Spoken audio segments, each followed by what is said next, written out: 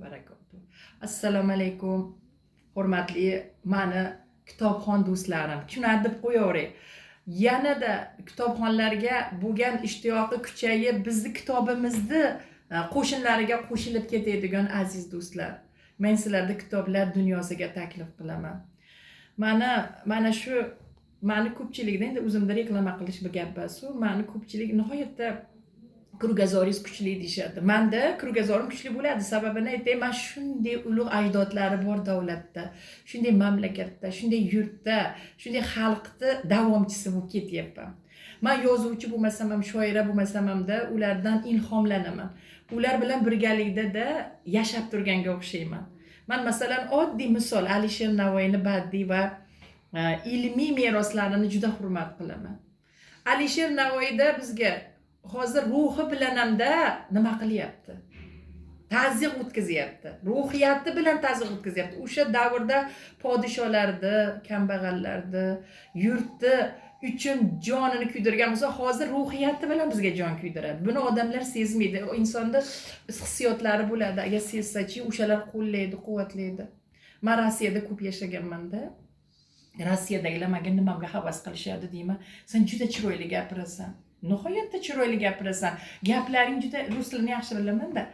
Chunki meni ajdodlarim, meni yozuvchilarim, meni o'tgan nimalarim deyman, shoirlarim bizni shuna tarbiyalaydi. Biz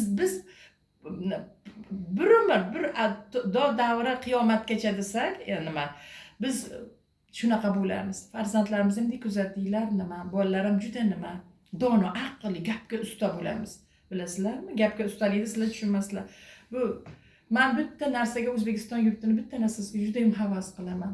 Qarang, Alisher Navoiy nomidagi ilmiy tekshirish institutlari bor ekan. Institutlar Alisher Navoiyni bitmas tuganmas asarlari, badiiy ilmiy manbalarini, meroslarini yanada o'rganishar ekan.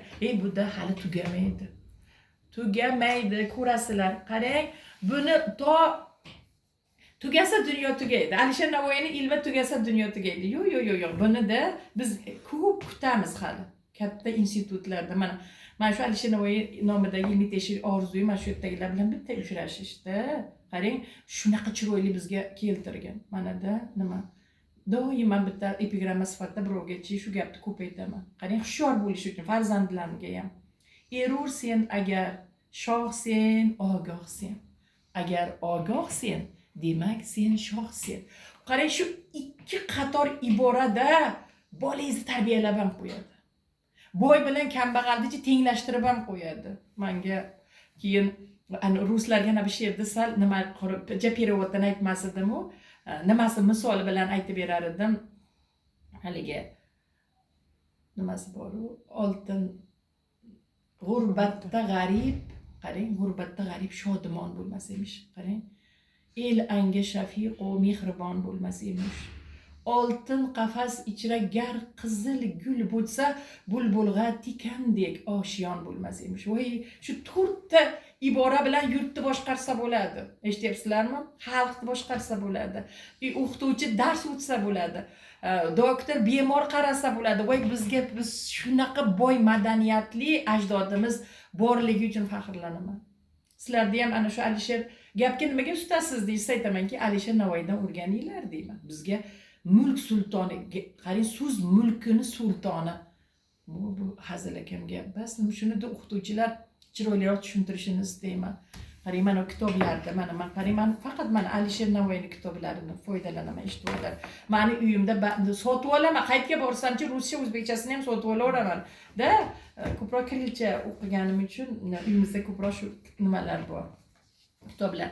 Nima, katta 4 qator, 20 qatorli romanlarni nima qilishmasa ham, yodlashmasa ham 2 qatorini odam inson o'ziga shior qilish kerak. Men juda ko'p joylari menga nima qilaman, hayron qolaman-da.